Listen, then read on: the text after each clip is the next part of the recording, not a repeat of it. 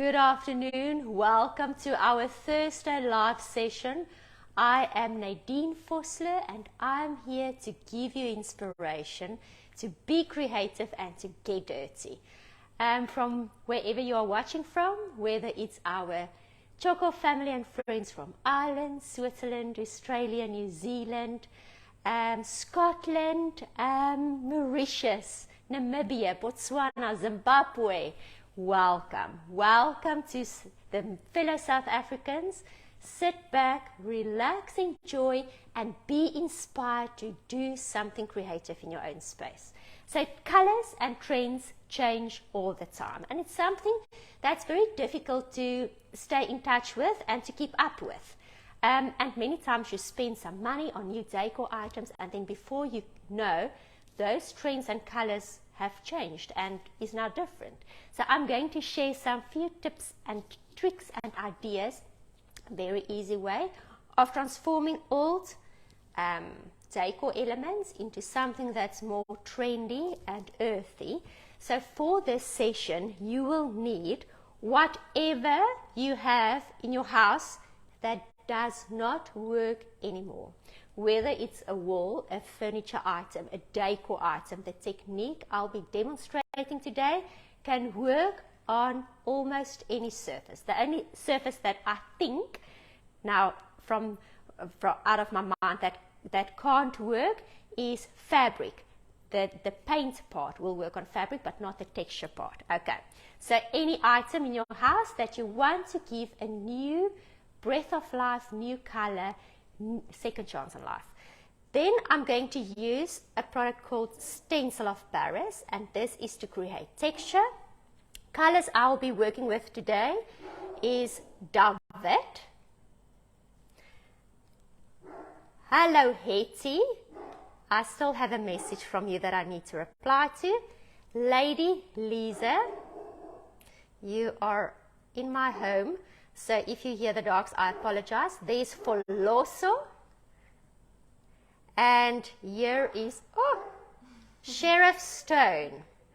Okay, so what we are going to start with is our decor element.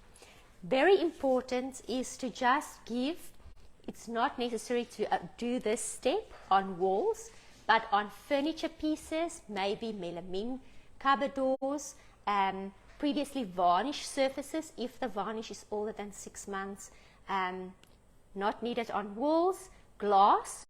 So you need my decor element. I need to wipe it down first with lacquer thinners, just to remove any greasiness, any residues, anything that can prevent the paint and products from gripping. So what the thinners does, it etches the surface, it cleans the surface, it prepares the surface so that Tjhoko and Tjoko's products can do the grip work. So I've done that already. Next, fun step. So this is a fun, creative session. So there aren't any rules. So this is the time where you can relax and just enjoy and experiment with creativity. I'm going to use only paint brushes for this session. A teaspoon, I'll show you when to use that, and some water. So what I'm going to do with my teaspoon, first of all, I'm just going to scoop some Stencil of Paris in something like a paint tray or any old plastic container that you want to reuse. The reason why I'm scooping out is I'm going to work with water in my Stencil of Paris, and water, especially tap water, contaminates paint products, and I don't want any contamination happening in my product. So I'm dipping my paintbrush, normal fiber, glass, Hamilton's paintbrush, or any paintbrush you have. So there aren't rules. This is creative. I have wiped down my surface with lacquer thinners, and I have allowed for it to dry for at least 40 minutes.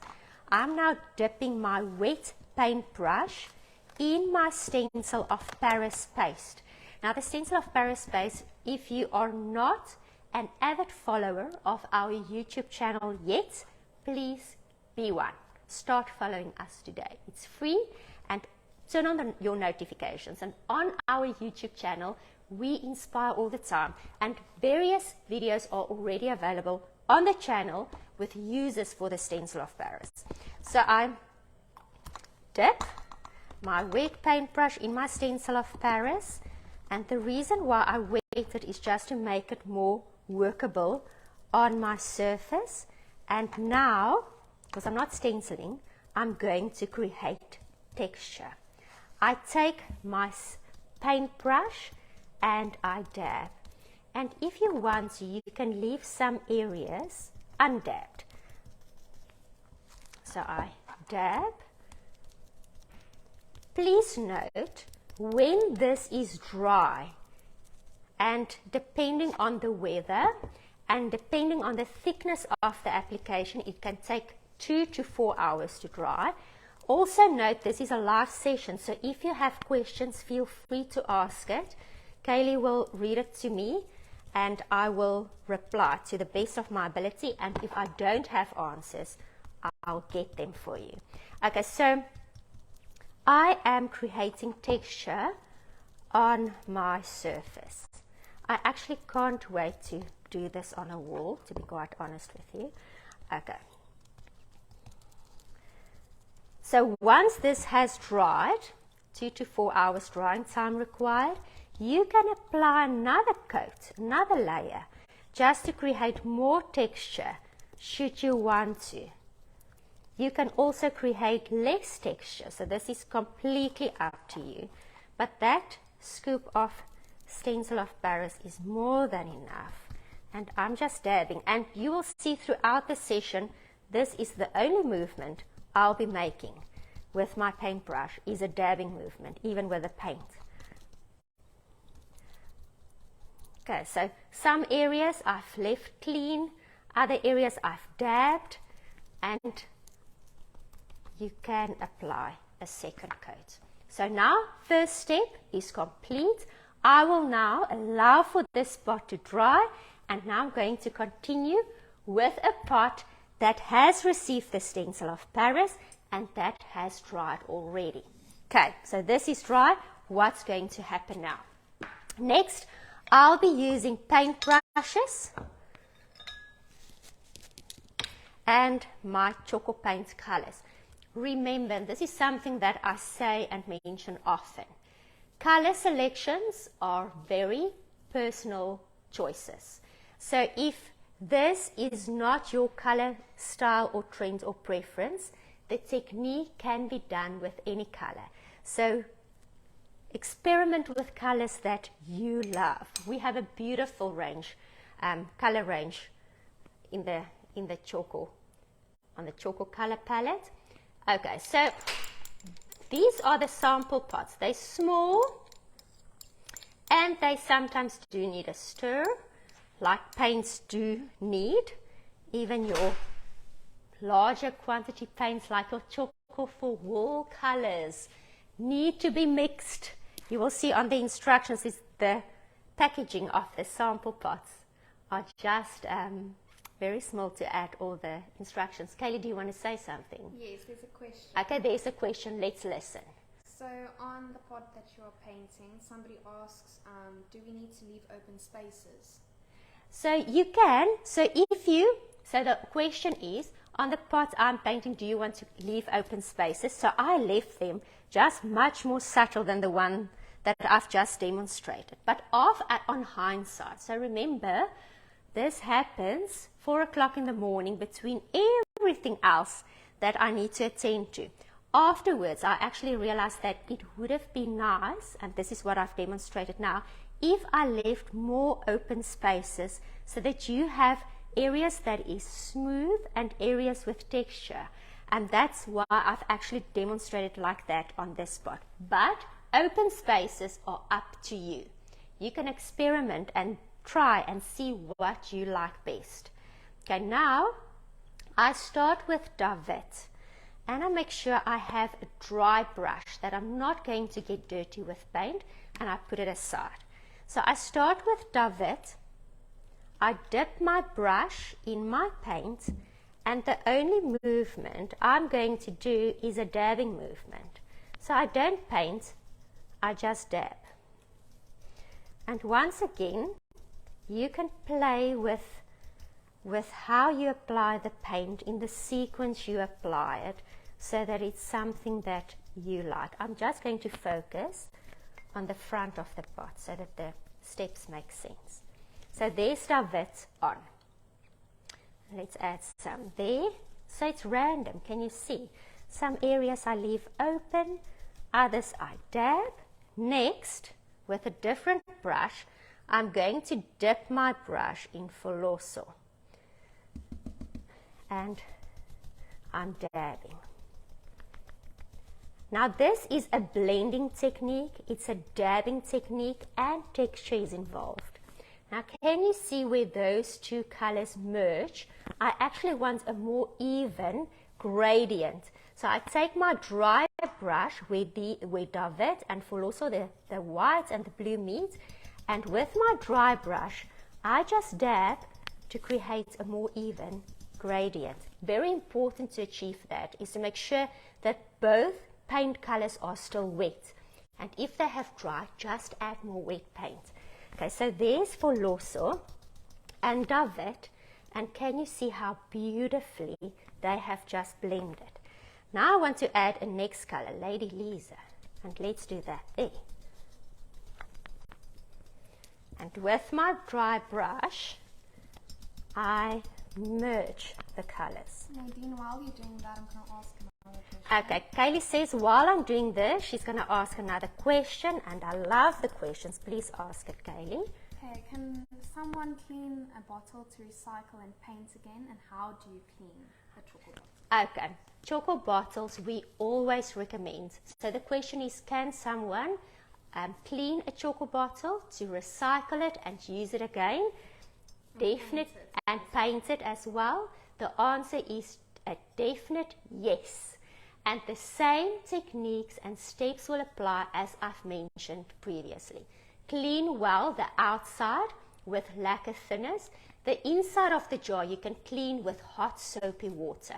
So we usually put hot soapy water in our paint jars, clean it out well. If you have a dishwasher, that's an excellent tool to clean the inside of the jar. The thinners will help to remove the tackiness of the Tjhoko sticker on the outside as well.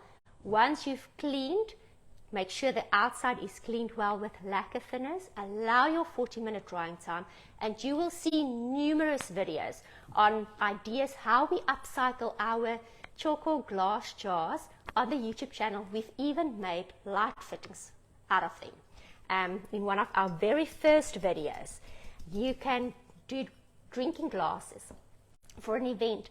On another inspiration on YouTube, we've actually used them as a salad container for a picnic. So you put your salad ingredients in it, you paint it nicely on the outside. Tjhoko is also a chalkboard paint, so you can write the name of the person that is attending your picnic event on the outside of your salad jar, or pudding. You can put pudding inside, and then you can, so the answer is yes. Can you see I feel passionate about this? Because Tjhoko is all about upcycling, recycling. And this is one of the reasons why we actually package Tjhoko in glass, is the fact that it can be upcycled, recycled, and we all should do it. Our balls, nuts, my jams, everything gets packaged in our empty Tjhoko bottles in our own house. It is a stationary solution on Kaylee's desk where all her pens and stationery goes into. So please do it. Okay, enough talking. So I'm going to continue here. I am passionate about upcycling, recycling, and this is something that you will see in every live video, and even on other marketing platforms that we engage with. This is something that we do want to promote. Be kind to Mother Nature, and let's reuse as much as possible.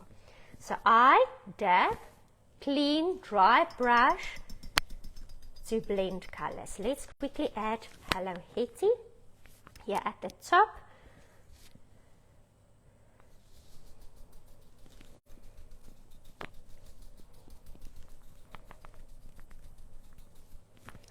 Clean, dry brush, it's this one.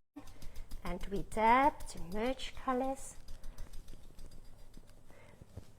And then let me just cover this. The sheriff stone is for those areas where you want to create some drama, so that there's just a dark shadow sitting here and there. Kaylee, you need to tell me if what I'm doing looks nice through the camera lens. I'm going to try to put the flash on as well. Let's see if that works. Yeah. Okay, so the flash is on. Can you see how the colors merge and blend? And I just want to do something, and this is a playful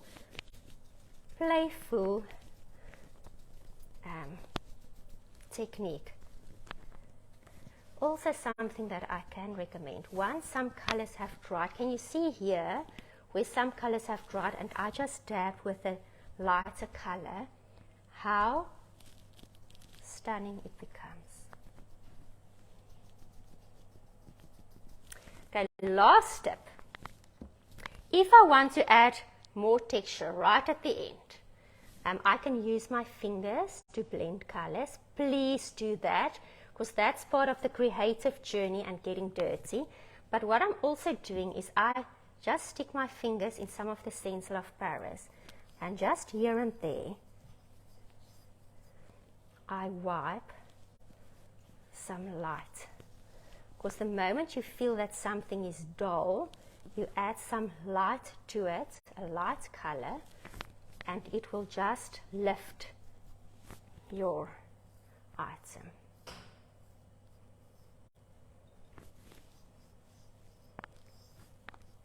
And this is now a DIY, but it's beautiful. I just want to cover the bottom there.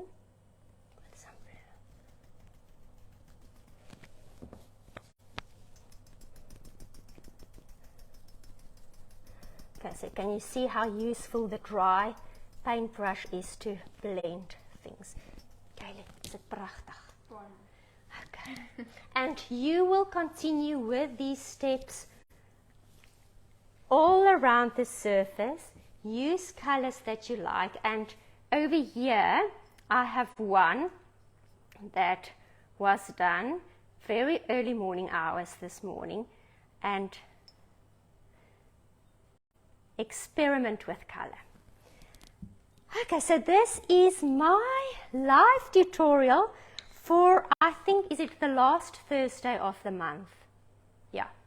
Next Thursday, when I see you, we will be in the second month of 2023. And my message to you, till we meet each other again, is to smile. Smile your way into the month of February. I think we have one more question. Let me just hear what that is. Yes, Kaylee? Yes, to finish the questions off, they asked if you can add some gold as well. Ah, yes. The question is, can I add some gold? Absolutely. So Tjhoko has a Alice Gold. We also use gold leaf. Imagine if you use the clear glaze, and then you need to go back to the YouTube channel again, because I've shown it before, where you apply with a dabbing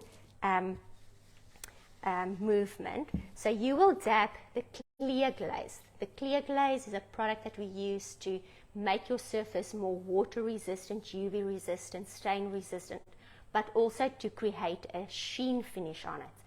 But it's also a glue that we use to do decoupage with tissues, with our decoupage paper fabric range, and also for gold leafing. So imagine this.